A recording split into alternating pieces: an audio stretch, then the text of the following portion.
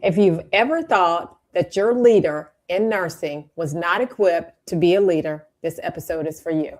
Hello, fellow nurse entrepreneurs. One of the things that I've always wanted to do was I always wanted to help nurses work from anywhere, pretty much have their flexibility, pretty much have their freedom so that they could do whatever they wanted to do. Joining VP Nursing was one of the best decisions that I could have ever made. If I was to have a regret, it would be that I didn't join sooner. If they wanted to be with their children, if they wanted to be with their families, they can do exactly what they wanted to do. Ola is the type of person, she's not going to let you stay the same. The way she levels up her clients in every area of their lives. I could not have imagined being a nurse with my own business, being in this space with so many amazing people, with a coach that 1,000,000% cares about what my outcome is going to be. And so here at VP Nursing, we teach nurses how to work from their computers anywhere around the world, making money, owning their own time, building profitable nurse coaching, consulting, and service-based businesses.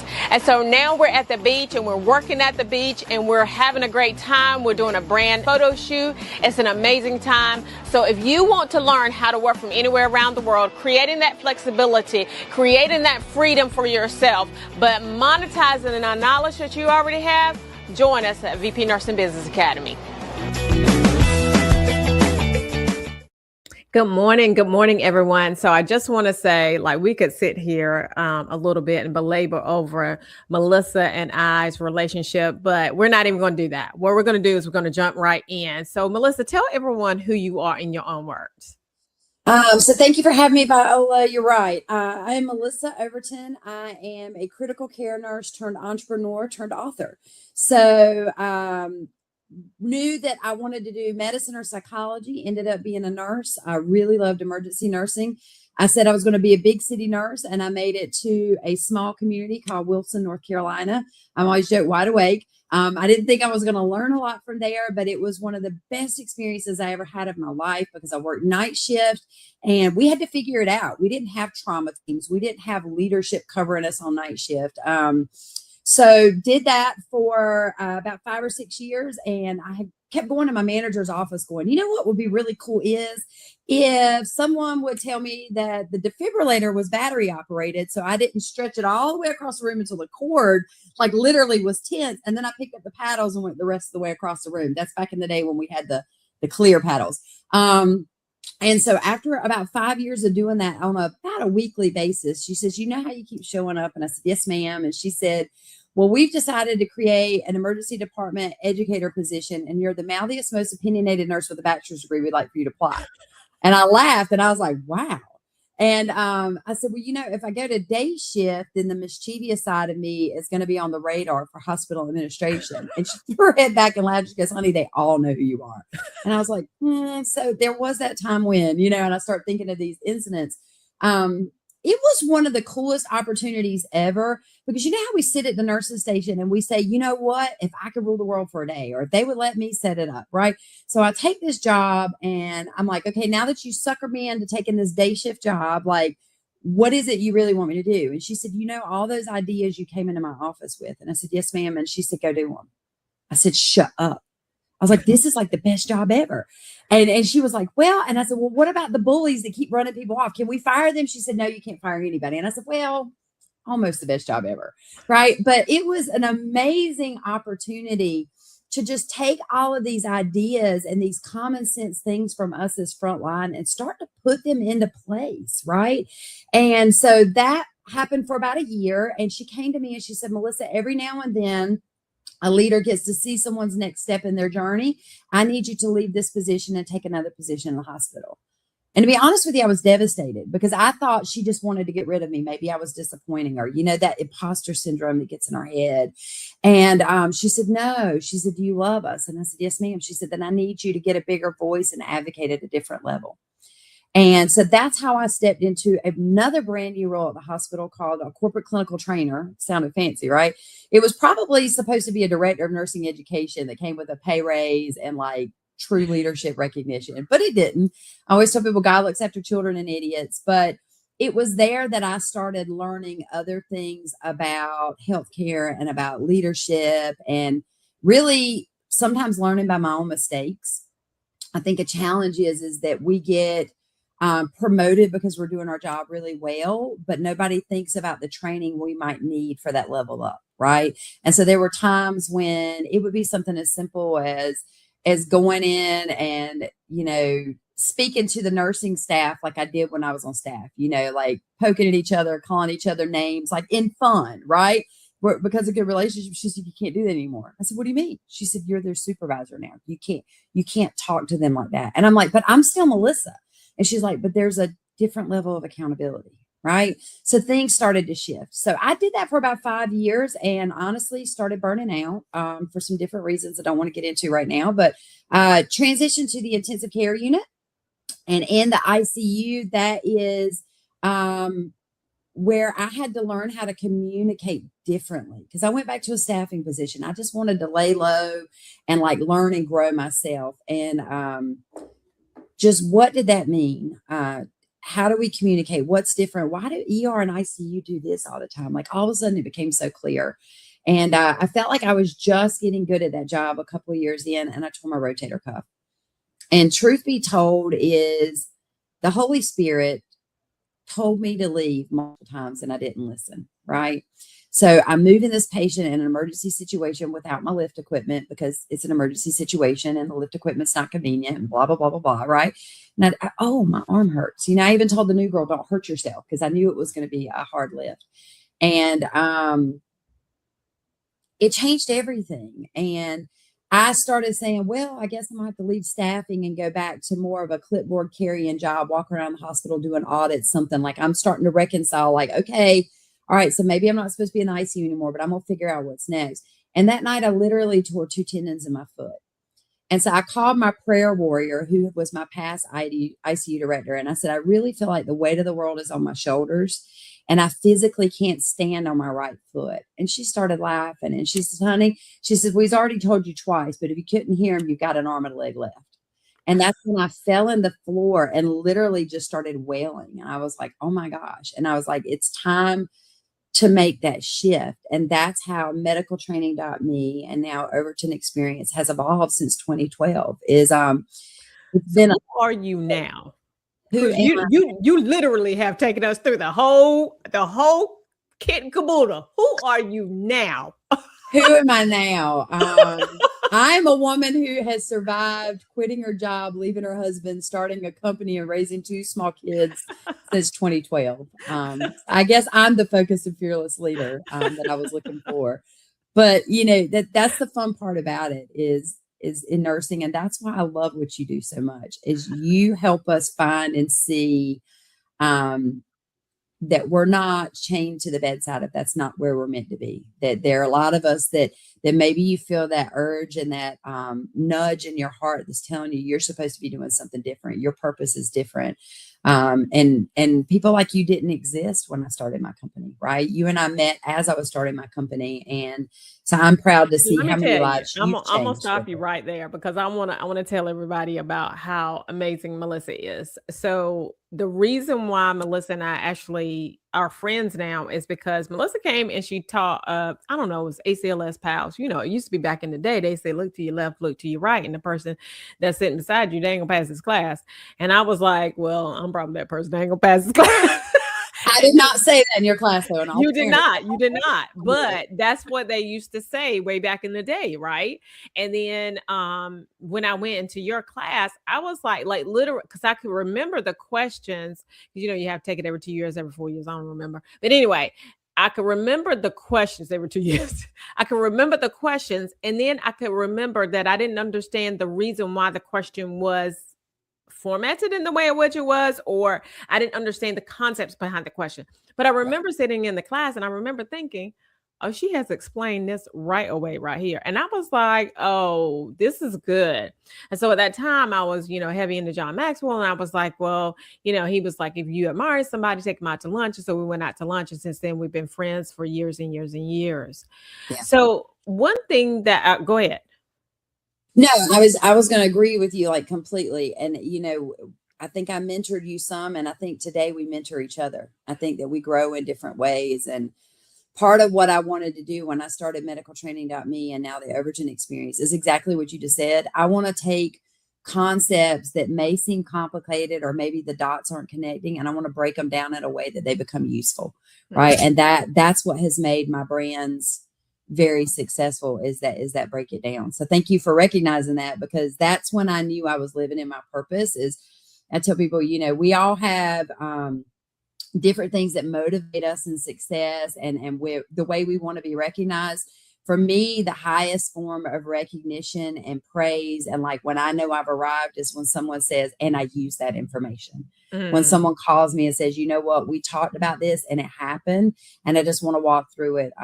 I just taught a pediatric class a couple of months ago, and like the class was over Friday. That Sunday night, I saw on my caller ID a nurse's phone number, and I thought, why is he calling me? And I was like, this has got to be something, right? And I picked up the phone, and we had just done a 2-day EMPC course, right? So the emergency nurse pediatric course for ER nurses.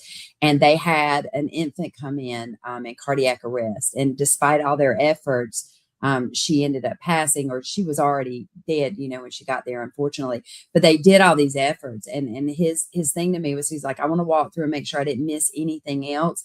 He said, but I also want to say thank you, because he says, the reason I can lay my head down and sleep tonight is because I felt like I was thoroughly trained, and I felt like we did everything we could in that situation to make a difference. And those are the moments to me, I'm tearing up now.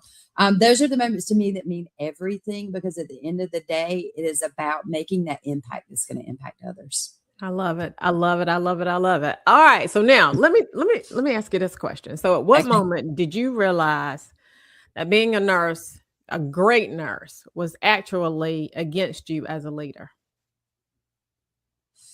Oh, that's a loaded question. This tells you that these interviews are not pre-planned, because that's woo. Okay. So if I'm transparent and honest, I always say I want to keep it real. It was a challenge because nurses call it like they see it, especially ER nurses. And so when it wasn't sunshine and rainbows outside, I wanted to point out to leadership that, you know what, we can smile and we can give everybody a pep talk, but we need to be honest and real about what's going on in our organization right now, what's going on with staffing, what's going on in culture. And sometimes that got me in trouble. And that was hard. It seems like all the times that I can list that I got into serious trouble were usually because I was trying to do the next right thing. And I was too loud in a place where people didn't want me to be loud. I love it. And one of the things that, we have talked about this extensively, because on my own personal journey, I was demoted. Right. And once I was demoted, then I started to understand, and I had to start to look inward and say, people don't care how much you know until they know how much you care, which is and so once I understood that, and then once I started to understand, because a lot of times what we do is we were promoted based off of our education, and education doesn't matter if you're not a good leader, period, point blank, end of story. And that's one of the is a leadership, is to care about the people that you're leading, but not only that, care about the numbers. And that is the fine balance between the two, that you have to balance in order to be able to, number one, speak. And that's a middle leadership problem, to be able to speak to your staff, but also to be able to speak to the C-suite as well. So it's definitely something. So let me ask you this. So what is the most dangerous assumption you think hospitals make when they promote their best clinicians to manager? The most dangerous, hands down, and it's actually industry-wide. It's not just in healthcare. Industry-wide, it is assuming that because you're really great at your job, that you have the leadership skills that you need. And so it's frustrating because, like I mentioned earlier about the, referring to one of my colleagues, I think I said something like she was my main bitch or something. And they're like, you can't do that. Or in an interview, I'm like, how many kids do you have? And they're like, you're not allowed to ask that. And I'm like, I didn't know. So it wasn't that I was trying to do things bad or disrupt. I know I just said that on the podcast, but this is me. I mean, this is who I am, right? Honest. Tell the truth, let the Lord love you. Love Jesus, but cuss little. All the things. But at the end of the day, that was the challenge. And, and I finally, got a leader that was like, I can teach you a few things if you're open. She was like, you have natural gifts. And I'm not diminishing that. She said, but there are things I could teach you to be a better leader. And I'm like, oh my God, yes. Right.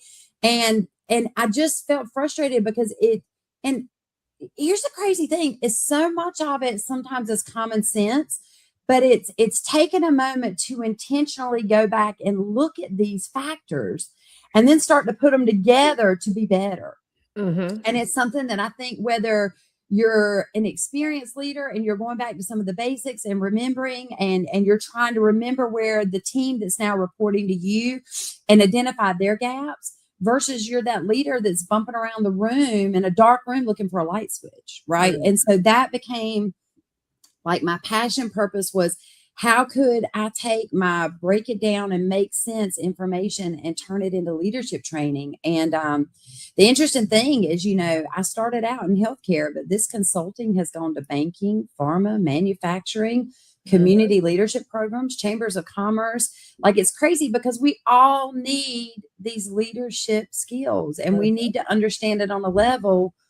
I'm going to be honest with you. One of the biggest problems we have today is we have forgotten how to agree to disagree sometimes and work together respectfully, even if our belief systems are different. And that's everything. Mm-hmm. That's in everything. Mm-hmm. That's everything. I had someone in a class yesterday. She stopped me dead in my tracks, right? So I was teaching some of this information yesterday to a bank. And she says, what do I do if someone has bias against me and all I want to do is find a way to have a conversation with them so that they can see that we have some things in common too? And I was like, wow, right? And there was this moment, and I think there's so much for transparency. And the beautiful thing in it is I started sharing, she says, is it being manipulative to try to do that? And I said, no, if this is someone you're working with, you've got to find a way to bridge that gap, or you got to find a way to keep yourself safe, right? And so I said, number one, I want to refer you back to your organizational human resources because I don't want to be your only answer. And you've got a great leader who is going to be really open to this conversation. And I felt comfortable. I would never say that if I didn't believe it. I said, but the other thing is I also don't want you to think that I'm trying to dodge the question.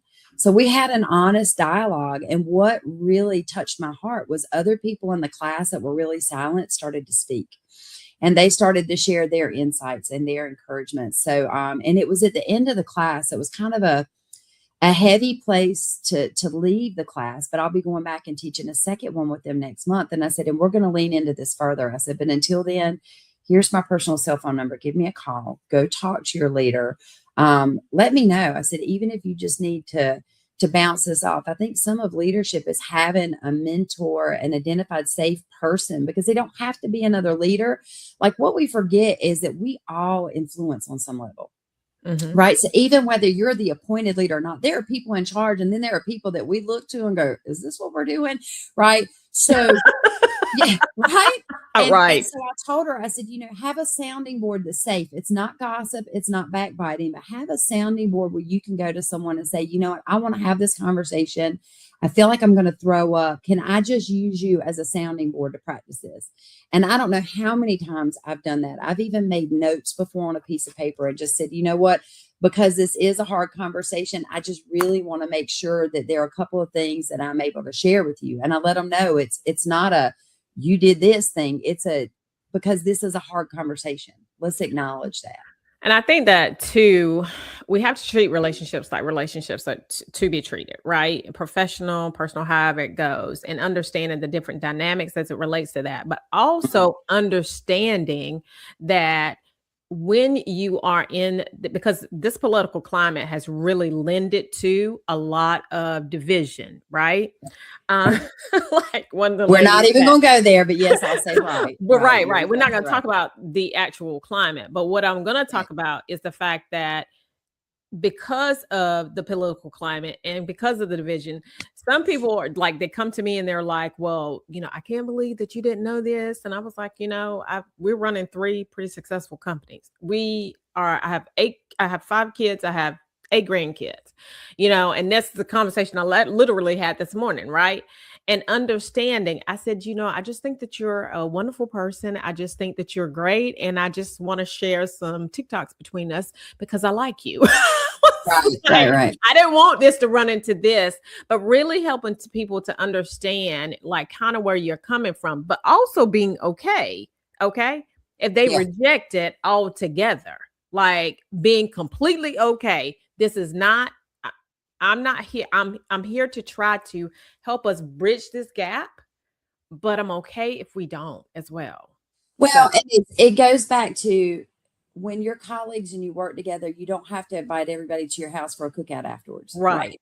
But Right. you have a professional, ethical responsibility to Facts. find a way to work together, especially in healthcare. Right. Because this isn't about you, this is about a patient. So that Right. communication breakdown and that angst can really create mistakes and errors. We know people are less likely to speak up when they're making mistakes. We know that people are more likely to burn out. And when they burn out, they check out and they're going to make more mistakes. So at the end of the day, especially in healthcare, we have to find a way to communicate better and work through some of these things so that we're not impacting someone's life. You know, if you're in an office and you make a mistake, somebody last week didn't put a class on the schedule and we stood up a whole class, which about made me throw up. I'm gonna be honest, but you know what? The world didn't come to an end because of that.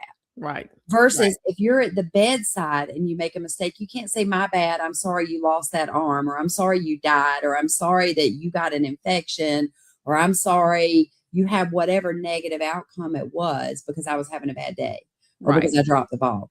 Right. So it's a different level of pressure even with it. But I agree. I mean, that's at the end of the day. It's just so important that we understand these concepts. And again, that we intentionally go back and explore them. I think that's the big thing. Because again, a lot of this stuff is kind of common sense. But when you start framing it up and thinking about it, something you mentioned a second ago was about putting into context kind of who they are, what's going on. There are so many layers to people. You know, you and I were not raised the same at all. I'm sure. I mean, there are some commonalities, but we would have been raised completely different. Right. And that's what we know. If we don't know each other, we make assumptions based on how we speak, how we dress, what we do, of what it is. Everybody wants to look at me and go, oh my God, this girl loves country music. No, not so much, right? But like I understand that. So what we have to understand is the context, and then like when we look at conflict, how people manage conflict has a lot to do with how they were brought up, right? So if you were brought up and you had these amazing parents that taught you to sit down and talk through things and think about your emotions, that's incredible. But most of us didn't, right? And so what happens is we trigger each other, and there are all these layers, right? There are all these layers of things. You know, it's the whole iceberg thing. It's like there's the actual situation, and then there's all these other factors that start to compile in on it. Now, when I say that, I always try to take those things in consideration when I'm dealing with someone. It doesn't excuse bad behavior, right? It doesn't excuse bad behavior. I don't say, well, they get a pass because they had a hard life. No, you have a moral and personal responsibility to be better, right? Yeah. Especially once you're aware of it. However, I do go, okay, how do I give a little grace in this situation and maybe take a breath, and instead of leaning in and going back, because I want to take my earrings off and fight, like you can't do that. You can't do that and remain professional. Trust me, there are days I'm like, oh my gosh, absolutely days. But because we know we can't do that, we've got to increase our awareness, and we've got to constantly go back and look at these things so that we know how to communicate better, so that we know how to lead better and influence better. Because the other way it gets better is because we give people what we didn't have. You know, I think that, and I'm gonna tell this story about this. It's a short story. It's about this young lady who came into the emergency department. It was three of them. They were in school together, and they were doing this. We were doing CPR on this patient, family outside the room.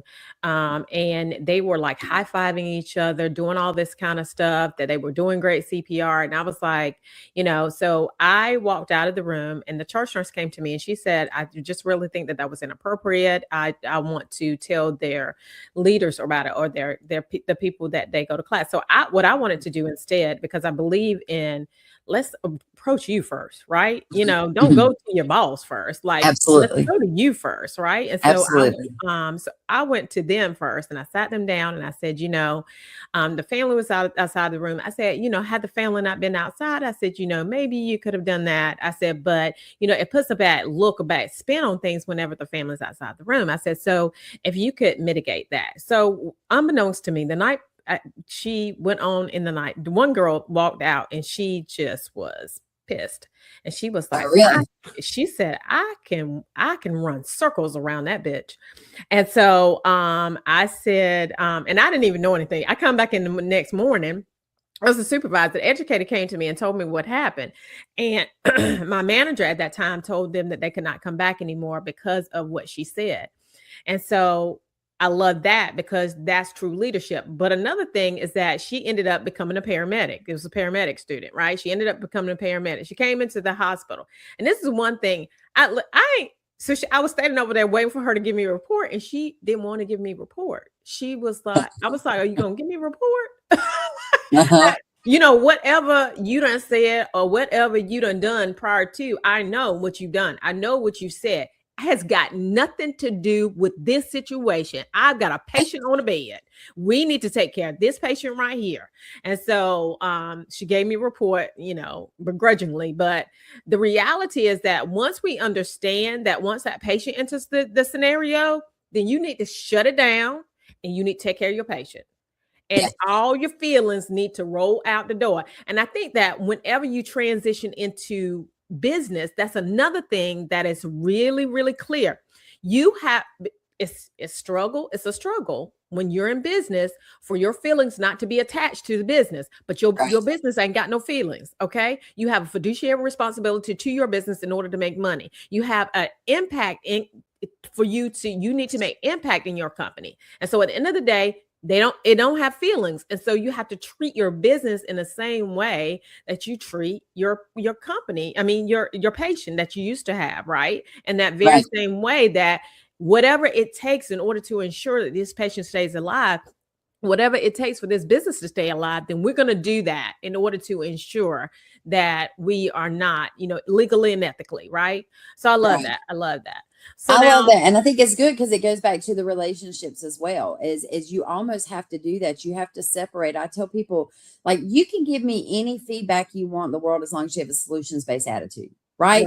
I don't want you to pretend like everything's great if it's not. I want us to talk it through. But when you come to me, I want a solutions-based attitude. And part of what I spend a lot of time teaching is how do we take the emotion out of the discussion? Because when we get to the place where we're trying to work through the conflict, it's about the solution. It's not about how you felt. It doesn't, because you felt how you felt. It's not up to me to tell you whether or not that was the appropriate reaction or not.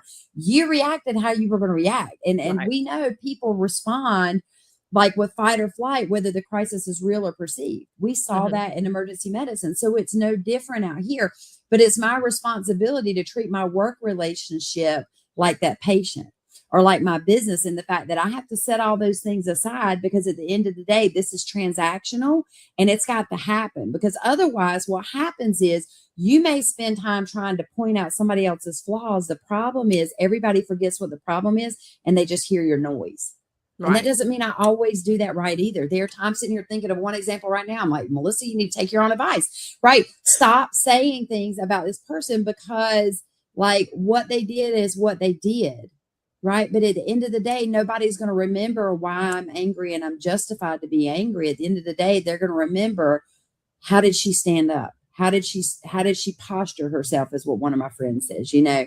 So that's why we need constant work. Even when I teach it, I'm still working on myself, because some people push your buttons faster than others. Right? Child. Yeah. Now, let me ask you something. What skill did you have to completely unlearn from bedside nursing to leadership? And I could argue both sides of this, but the first thing that comes to mind is I needed to slow down. In the ER, we're making rapid decisions. And when I got out of the ER, I still wanted to do that. I still wanted to turn things around really quickly. Sometimes that's necessary, but most times that puts us at risk for making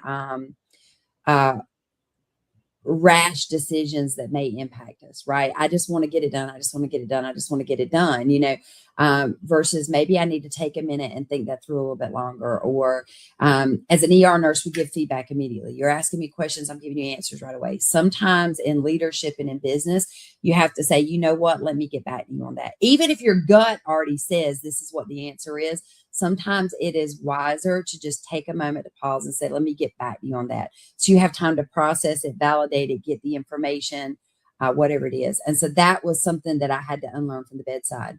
I'm trying to also do that with eating, but I still eat like an ER nurse. I feel like I've got 4 seconds to inhale it and maybe get to pee before I go back. So I'm still trying to unlearn that habit as well. That's too funny. Now, you have the book, Focus Yeah. and Fearless Leadership, which is a bestseller, just so y'all know. Anyway, so the deal is that, so let's talk about it. Let's talk about why did you write the book? Okay. And who is it for? Okay.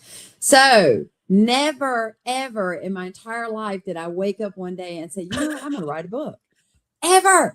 In fact, well, I will. There's a little bit of truth. I was going to write a book about my crazy childhood and my dating experiences, because that girl, that's like a whole lifetime. You know, you've lived it. You've heard it all, right? So I actually have a friend that keeps like a journal in her phone since like 2016 of Melissa stories. I'm like, oh, geez. So you know, that's some nuggets in there. I'm like, that could be like my funeral service one day. It's just be like, remember when Melissa, you remember that time she went on that date and he thought she was a soup kitchen and he made her buy dinner, you know? So that was going to be the book. But when I started teaching this leadership curriculum information, I had a leader come to me and he said, when are you going to write the book? And I said, look, man, a couple more people going to have to die before we write it. But he said, not that one, you bozo. He said, a leadership book. And I was like, man, we got too many leadership books in the world out here. I was like, I'm going to be honest. Like, we got too many. Like, why would I add to the noise? And he said, Melissa, he said, you're kidding me. And I said, no. And I said, what? And he said, Melissa, you do it so different.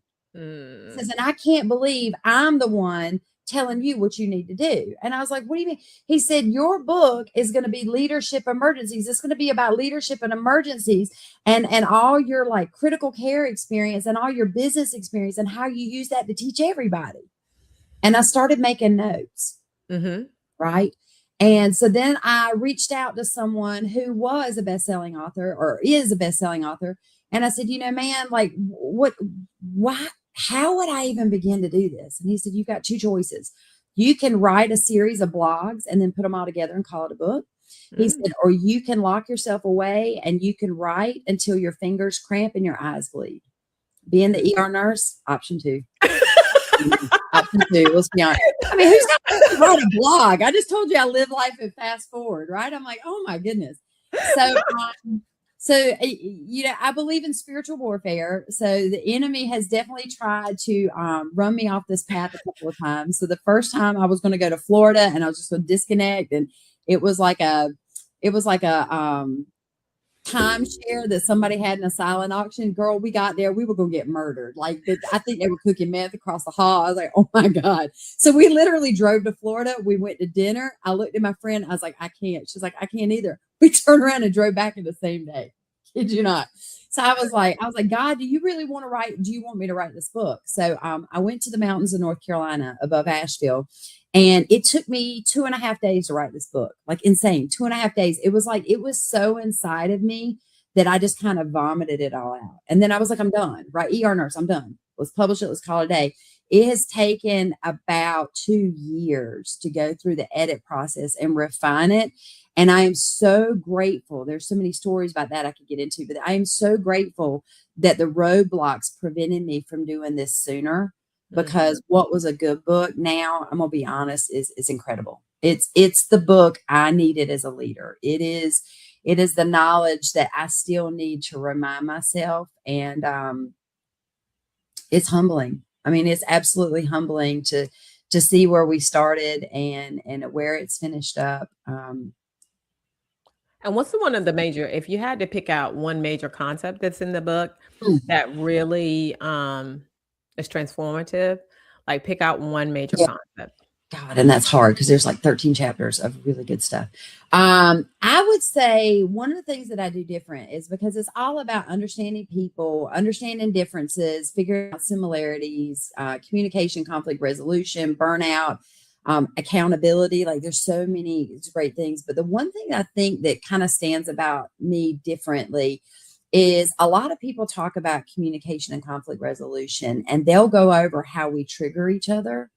but they don't spend a lot of time on it. And what I found after 26, 27 years of nursing and leadership experience my whole life is that you really have to look at how you trigger each other, that fight or flight response. There's a framework that I have created called the threat response. And THREAT stands for the different pieces: the tribe, are you for me, against me? Hierarchy, have you got power over me? R is reliability. Is this person reliable? And they're going to be the same person when I approach them today as tomorrow. Because I think the Jekyll and Hyde thing really messes with people in leadership. Number one, if you're reporting to a leader like that, you're always on guard, right? And if you are that leader, you're losing your effectiveness with your team. So I spend a good amount of time talking about that. And that's actually one of the bonuses for the book right now is I've got a 1 hour video that is just until that print happens in October. It's a free video that's like a bonus for people that buy the book so that they can really lean into that concept and really start to think on it and chew on it, because I think that's the secret. That's the magic, is when you recognize that how I trigger your fight or flight or how you trigger mine, then you have to deal with that before you can ever get to a place where you can work on the solution. So what you're saying is that you have a 1 hour video on the threat framework that they can have so they can buy the book now, right? Yeah, I guess, yeah. I'm still working on my Melissa. I'm an ER nurse. I don't want to sell anything, right? So this is a challenge for me. Dr. V works with me on this a lot. And I still need it. So keep praying for me, right? Keep praying for me. So what's happened is I'm self-publishing. What you'll find out is if you're interested in book publishing, there's you can go through a publisher that gives you some money up front, but then they pretty much own your material. You can hybrid publish, which means they get like 67 to 70% of your profit. And that's and it's really expensive. Or you can self-publish, which is what I did. And I actually I worked with a group to help me get to this. If anybody wants to reach out to me personally on that, they can. But there's a group that helped me with this book, with the cover, with the coaching, all these things. So I am pre-releasing right now. I just pre-released about 2 or 3 weeks ago this book that will go to print on October 20th. So the physical copies will not print until the 20th. But the reason that I'm pre-releasing it is because I know it's going to be a bestseller. And the way bestseller is counted for USA Today bestseller is all the sales that are done through that first week. So all these pre-sales that I'm gathering right now will go in as a sales order, and I have a company managing this. So everyone's paying into a certain account right now. The information is being held. They're getting these free bonus offers that I'll tell you about right now. But then that book will be shipped to them on October 20th, because to hit the bestsellers list, you have to sell about 5,000 copies, which sounds crazy. But Crazy. when I was going to say, when the Holy Spirit leads you to do something, you got to be obedient, right? So in the first 3 weeks, I've pre-sold 1,700 copies. Yay. Good job. Good job. So I am doing my best to get the word out there. And the reason it's so important is because that's 1,700 people that can influence other people too, right? You can use this personally or professionally. So those 3 bonus offers for a single copy, there's also like group volumes that have even bigger incentives with it. But you get 3 chapters of the book. So you can go ahead and be an early reader of that. You're going to be invited to a private Facebook group where there's behind the scenes information. There'll be bonus content that drips out there. Sometimes it's just me being honest about being tired and what it feels like to be a leader. And just some days you don't feel like leading. Right. And then the other thing is that focused and fearless communication, learning to respond rather than react. Because that's the thing, is when we pause for a minute and we shut off that fight or flight, we're going to have a better opportunity to step in the way we were supposed to, which is going to help us from damaging years of credibility building, right? So this is what I have to say. If you're a nurse leader, and it really can be any type of leader, but especially nurse leaders, because that's the culture where we come from. That's the culture that we understand well. That's just the culture that, will benefit the most from it. So if you are a nurse leader, especially in middle management, even in upper management, even in C-suite, from I'll say even as a charge nurse. Oh right, my even God. as a I charge just wish nurse, I had learned this stuff sooner. I right, would have been better if I right. had learned it sooner. So you need to, or if you think that your trajectory is to go into management, because I didn't even know people. People were like, "Well, I didn't even want to be a bedside nurse. I've always wanted to be a manager." Oh, that's a thing. I didn't even know that was a thing. Okay, I thought you had to learn how to put these IVs in and do all this stuff. And they were like, "No, I didn't want to do that." So if you are in school, even, and you know that you want to be a leader or charge nurse on up, or if you are thinking about being a leader, that this book is for you. For sure. Everybody, because healthcare leadership is different. It is just different. You have people's lives. You are holding people's lives in your hand. And so because of that, it's just different. Now, of course, if you're a leader outside the industry, then you can purchase the book for sure. But this is definitely something for you if you are healthcare leader, and go out and purchase the book. Like I'm getting ready to purchase mine right now. Just thinking about just all the things that just thinking about the fact that I know. I'm just gonna tell y'all now. Let me just can I be real with y'all? If I can be real, just drop real in the chat. Okay, real. I was gonna say we got to be real. So I have very rarely, okay, and I tell Melissa this all the time, very rarely seen someone who is as experienced, who has as much knowledge, who has as much grit, and who has as much passion behind nursing and nursing leadership as Melissa. So if you are in leadership at all, for sure, this is the book for you. Okay. Because it literally will change your life. I'm almost sure. So I'm gonna read it, and then we're gonna come back, and then we're gonna talk about it after I read it. Okay. Because I ain't even purchased it yet, but I'm gonna read it and we're gonna go from there. All right. Well, and my thing with it, Viola, is I was sitting here, I was pulling it up because the numbers. The book is $23.95.